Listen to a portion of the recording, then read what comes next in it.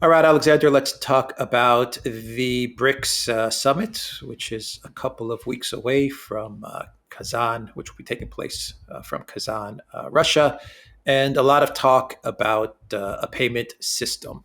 I think this is Mhm. the big topic that BRICS is going to undertake in their event, and um, and it looks like Russia is taking the lead in putting Yeah, together a payment system. This is going to be, from what I understand, this is going to be a payment system on a government to government level. We're not yeah, talking about anything that's going to interact with the actual consumer or customer, but no. we are looking at perhaps a digital system, digital currency, or a basket of currencies. What have you heard about the payment systems that BRICS is putting together? Right. The first thing to say is that, of course, the Russians are chairing BRICS. So, I mean, they are going to be the host country in Kazan, which is, of course, a city inside the Russian Federation. Um, they are coordinating, therefore, with all the other various other BRICS states, and they are the people who will present the proposal, though I suspect it will be a proposal in which the other BRIC states, the other key BRIC states, which for this purpose will be India, China, South Africa, obviously, Brazil, but also Saudi Arabia and Iran will also be participating and involved in. And I think it's absolutely clear now that the priority is going to be to set up this payment system, this international payment system. And we've had the strongest indication of this up to this point because a couple of days ago, Russia held a meeting of its Security Council, and I've discussed many times that the Russian Security Council doesn't just deal with defense and security and foreign policy issues. It's basically the main decision making body on all questions in Russia. Anyway, they held a meeting, and we know because Putin has told us that the topic of discussion at that meeting was the setting up of this international payment system. That this is an entire Security Council meeting was devoted and to this particular discussion. And the list of people who attended that meeting revealed who the person is who is tasked with setting it up. And unsurprisingly, it turned out to be Elvira Nabulina, who is obviously the chair of the Russian Central Bank. She is not a member of the Security Council. So she was clearly invited to attend the Security Council. And she was asked to provide a report, which we have not been shown. We don't know what she said, but she provided a report setting up the progress that is being made in setting up this Security Council, this international payment system. Now, judging from Putin's words, and we only have an excerpt of his introductory words, the words where he basically introduced Nabulina to the meeting and set out the broad framework of what the discussion would be.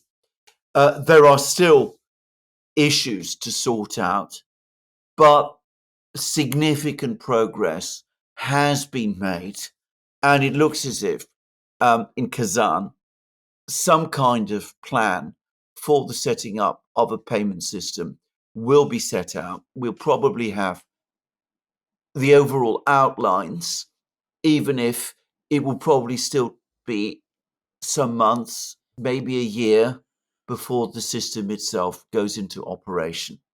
And I agree with you, by the way. I think that it will be a system principally based around BRICS central banks. In other words, what will happen is that the central banks will transfer money between each other rather than have individual banks in various countries do that. So let's say, for example, a Russian company wanted to sell oil to India. Um, the Indian company that bought the oil would pay would put the money in an Indian bank. The Indian bank would transfer the funds to the Indian central bank, the Reserve Bank of India. The Reserve Bank of India would then arrange some kind of transfer mechanism to the central bank of Russia, which would then transfer the funds to the Russian oil supplier. So that, I think, initially at least, it would be done through the central banks. And my own guess is that this is going to be built around digital payment systems. Yeah. Eventually, it'll get to the bank level as well. Yeah. The Yeah. initial plan will Yes. probably be from central bank, but then eventually, over the years, it'll get to a bank to bank level. How does this affect the USD, the US dollar? Well, What's the West going to say? What's the US going to say to well, all of this? the West isn't going to like this at all. Now, because of this, the way this is being unveiled, I think you will probably find that for smaller transactions, for tourists traveling around, or people, individual businessmen who want to transfer money from one place to another, they will still use the Western systems, SWIFT and the USD. So we're not going to see a dramatic collapse of the USD. But this payment system that the Russians and the BRICS states are going to work to set up, I think in time it is going to affect the USD. And the main thing is that we're talking about bulk, big transfers of funds covering large payments. So transfers of oil, transfers of grain, transfers of large stocks of machine tools, and that kind of thing.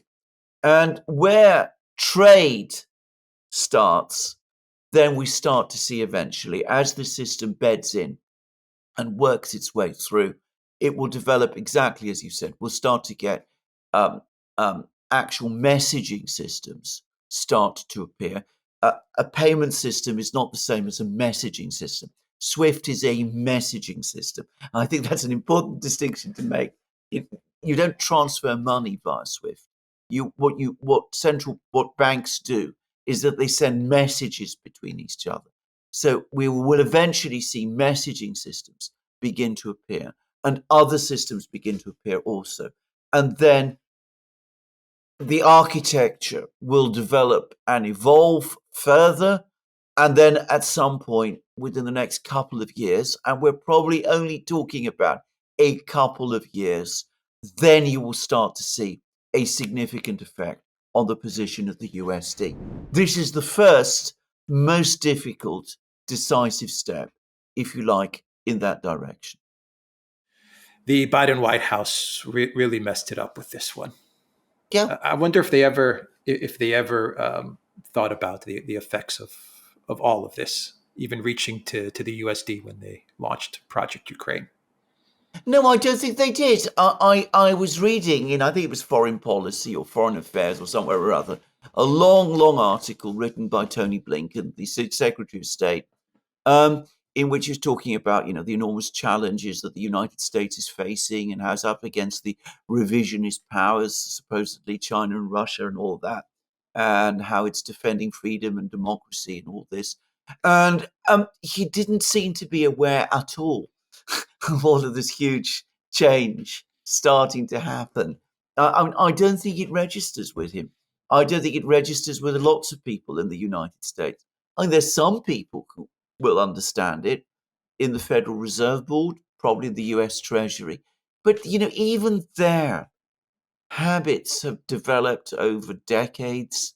I don't think they believe deep down that the dollar can ever really be challenged, that they assume that the Bretton Woods system is going to be there forever because it's been there for as long as any of them can remember. And I think that's a complacent view myself. I mean, in the 1920s, people in London thought the same about pound sterling and its connection to gold. They also assumed that, it would be there forever. It had been in existence. Pound sterling based on gold had been basically stable since the 17th century. The assumption that it would remain that way forever was very it was very, you know, what people were hardwired to think that. And when, of course, it all fell apart, they were all bewildered, and it took them decades to start to think beyond it. And to some extent, as I said, I mean, even as late as the 1970s, this sort of lingering belief that you can't imagine that things are really going to change in Britain was still there. And I think the same is going to be true in the United States. I mean, they're aware of what's going on in Kazan. They know that this meeting is going to take place. They probably have some idea of the kind of plans that are being discussed, but I don't think they take them very seriously, which is, I think, a big mistake. Yeah, huge mistake. All right, we will end the video there. TheDuran.locals.com. We are on Rumble, Odyssey, BitChute, Telegram, Rockfin, and Twitter X. And go to the Duran shop. Pick up some merch like what we are wearing in this video. The link to the shop is in the description box down below. Take care.